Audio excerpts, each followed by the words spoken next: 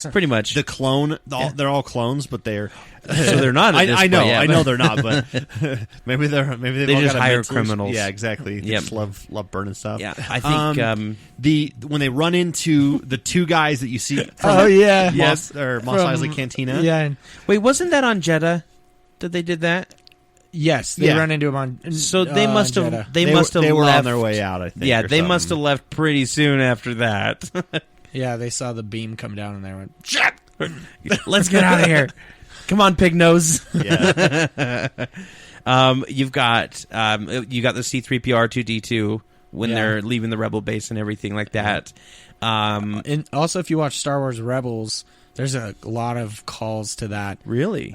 In the Rebel base, you see Chopper, the droid from Rebels. He's just kind of off in the background, cool. real quick. And then over the battle over Scarif, you see the Ghost, their spaceship. You see that about 10 times. Really? Uh-huh. As part of the... Yeah, as part of the my garrison. gosh. Like right when they pull up, you see it there. And I was like, oh my gosh. And then when they're fighting TIE fighters, you see it kind of come in and like the blue team's trying to shoot that gap. And you see it come in and try and like... I don't know if they're trying to pull TIE fighters away or something, but it just kind of like dives in on the shot. Okay, cool. Because I haven't seen Rebels yet. Scott needs to still get that for me. Yeah. Like as a gift. That's what you're talking about, right? Yes. If you don't watch Rebels, I highly recommend it. It bridges 3 and 4 really well. Good. And this bridges 3 and 4 really well, Yeah. I think. My favorite Easter egg is the gold leader and red leader. Yes. They took stock footage, that unseen stock footage before, and they just spliced it in there. Because, I mean, you could tell when it got in, it's like, oh, that's 70s technology that they touched up. Yeah. But I love the fact that they're just like, gold leader, red leader, stand by, and you're just like, I know those voices. Yeah. And it looks, because of the, like you said, stock footage, it looks the right age, everything looks perfect. And then, of course, they go, okay, gold leader and red leader that we don't actually have the actors for, you stay behind. Blue leader, though, go down to the planet and be really heavily in there. But I think, oh man, there's so many good moments from that final scene. The Battle of Scarif is by far the best part of that movie, and probably the best moment for me in Star Wars. Yeah. I think I kind of agree. I think the director, Gareth Edwards, did a really good job of having the movie build on itself. Yeah. And progressively get more like that tension builds and builds and builds and builds, and even after the battle it's still building to the last second of that movie. Gosh. And then it just ends.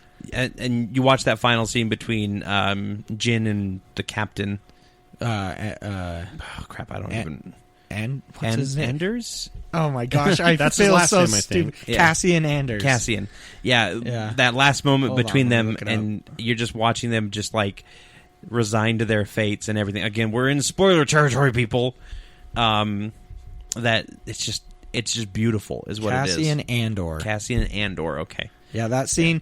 And I don't know if you noticed this, but anytime Jyn Erso and Captain Andor have kind of like a moment, not necessarily like a romantical moment, but some sort of interaction, it reprises Anakin and Padme's theme from the prequels. Yeah. Oh, wow. Which was why I think it was him trying to redeem them almost a little bit. Yeah.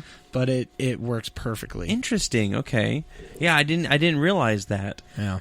What's really cool to me is, well, what's funny to me actually is that everybody was kind of like, is there going to be a sequel? Is there going to be a sequel? Is there going to be a sequel? And the actors are like, no, there's no plans for a sequel yet, kind of thing. And then the sequel's New Hope. Yeah, pretty much. The sequel is New Hope. Jesus. Well, I mean, the thing ends and it's literally in universe a day away from New Hope starting. I'm not even sure if it's a day. I'm sure it's hours, a matter of hours. I watched New Hope right before I saw this, and New Hope starts with her ship taking off and getting shot down by, or getting shot at by Vader. Yeah, they probably, and that's literally how New Hope ends. I bet it's a couple hours or so because Vader's got to get off of the big ship that he was on and get back to his ship. Right. And make chase. Well, okay, let's talk about Vader on this. Yeah. Because he doesn't have a big part. He has 2 scenes. He's got 2 scenes, and they're like you said, different. Very different sides of Vader than we've seen before. The first side, well, first of all, the first side of Vader we see is him sleeping. He's in a bacta tank. Yeah, he's in a bacta tank. Did you notice there's no glass? When they're draining the liquid, it's like bubbling over the side of itself, but they've got some kind of like containment field. There's not actually like a glass it's like a tube. force field or something. Yeah, I picked that up and I was like, that's kind of a cool effect. Yeah, and then Sorry, and that's then the- he that's So, the nerd so in me. it never specifies his location when No. he gets there, but it really looks like Mustafar. Mustafar, yeah. I think it's Mustafar. Or Sullust. It's either Sullust or Mustafar. I'm not quite sure. Because I think maybe he's drawn to that place, the place where insert random lava planet here. Yes. But you get to see him actually talk at length with this individual person, because you never really got to see that except for with Luke, right? Or the Emperor in the first one. He was kind of the imposing presence in A New Hope, and then in the second one he's more of just kind of that ever-present Jason type character that's always in the background and always slowly, calmly coming towards you. And this, he actually got to have a conversation, and you do see a little bit of the old Anakin in there still. The kind of, like, don't choke on your ambitions thing. That's kind of, Anakin being a little snarky bitch like he usually is. Yeah. Resorting to dad jokes. Exactly. That scene, though... He is a father. I know, that's why I said dad jokes. That scene is really cool because Yes. when he's in that little Bacta tank, recharging or whatever the heck he's doing in there, Mm-hmm. he's got the Imperial guards watching him. And like some Sith worshiper guy, like he's like Igor, kind of. It just shows up. He almost looked like the old guy from Force Awakens. Yeah, He almost did. He Yeah. almost looked like him, and I can't. I don't want to know think- where that guy is from, like why he wants to make things right, and how he knows Kylo Ren and everything like that. I don't know. But we'll probably never know. That's probably just going to be a. Yeah, It is what it is. Yeah. But the other scene that you see him in is when they're in the mad dash to get the plans away, which is a really cool moment of like passing off. It's like They're copying it they're out of the ship's hard drive onto the little floppy disk disk. that they give to R2D2. Yep. From a hard drive to a floppy disk. Yep. Yeah, and they're taking that and they try to open this door to It's get only out, and open it's a like crack. broken halfway. And then the lights go out behind him, and you just hear him pitch breathe. black. Yeah. And then, Best Vader fight scene / Yes. movement Yeah. scene that I've ever seen. And it really showcases that he may be a robot and may not have the good full range of movement that a Jedi or a Sith but would. he's a badass. Yeah, when he lifts the one guy up, Scott pointed this out to me because I didn't catch it at all until he told me, and I was like, "Oh yeah!" But he lifts that one guy up, and he passes over ahead of him, and he just kind of reaches He back just and flicks just his lightsaber backwards and cuts the guy. cuts the guy in half. Yeah. That's such a good Vader scene. Like, I think the best part of that though is when the power blacks out and he just turns on his lightsaber and it fully illuminates him.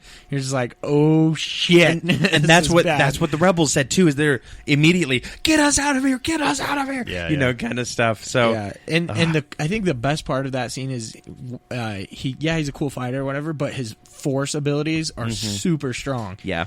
So, if you haven't read the Star Wars comics, I'd recommend picking them up. They are awesome.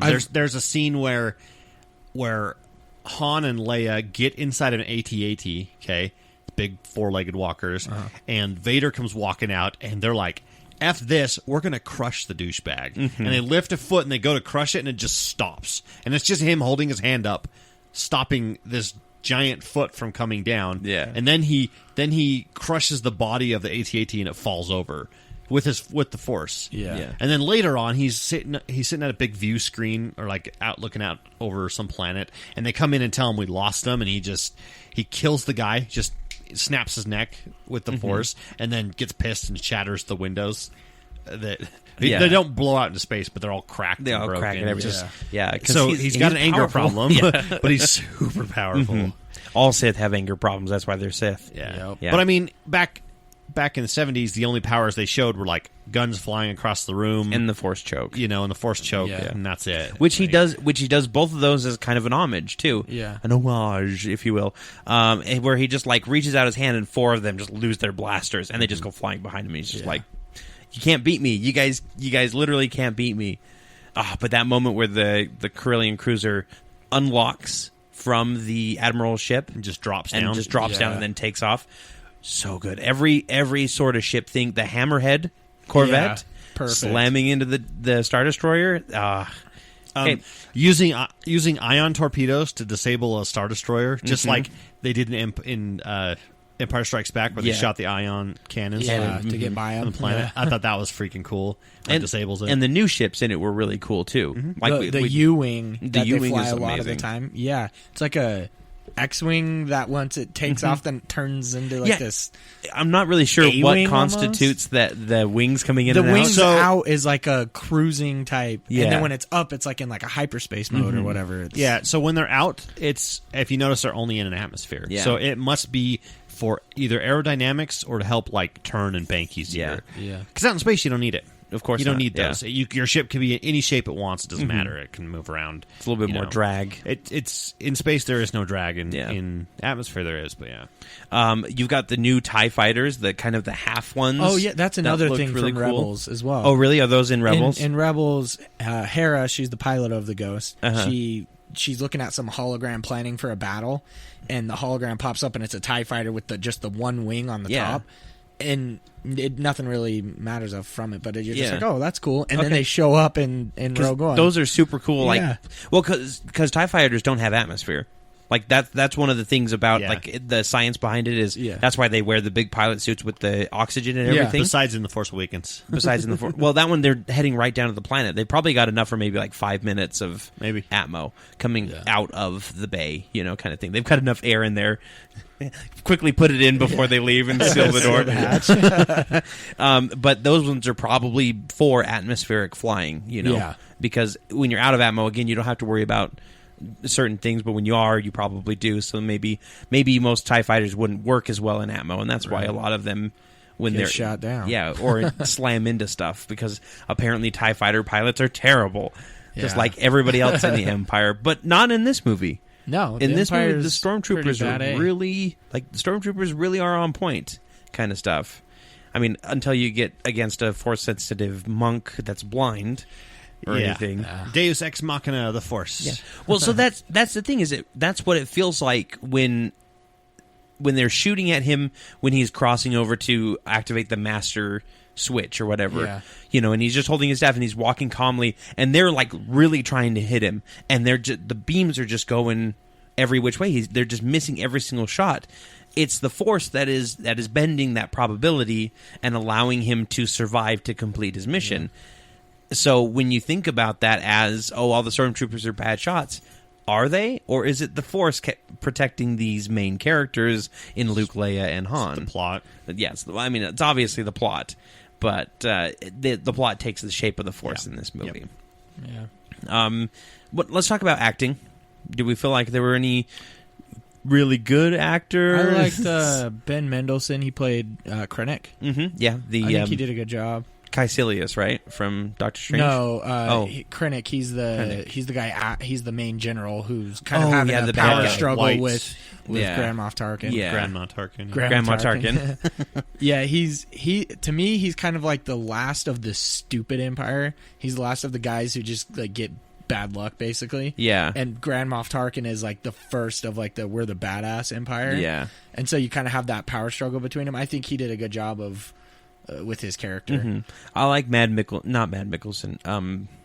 I don't know what his name is, but he's Caecilius in Doctor Strange. Yeah, Mads Mikkelsen. Is it Mads Mikkelsen? Yeah. Okay. Jin's father. I like his character. I think he's really good, and the emotion that he portrays is really good in his lines. I don't think there aren't that many other really amazing actor characters. I thought Jin was kind of meh. Yeah. I mean, really? Most of the main cast was just they're all right. They were all right. I liked Forrest Whitaker as Saw Gerrera. Really? I hated him. Here's why I like him, though. If you're looking at a script, he's got like 10 lines. Yeah. So there's nothing to build this character off of. And somehow you feel like this guy has a backstory. You feel like he's been through things. Mm-hmm. I just felt like he was just batshit crazy.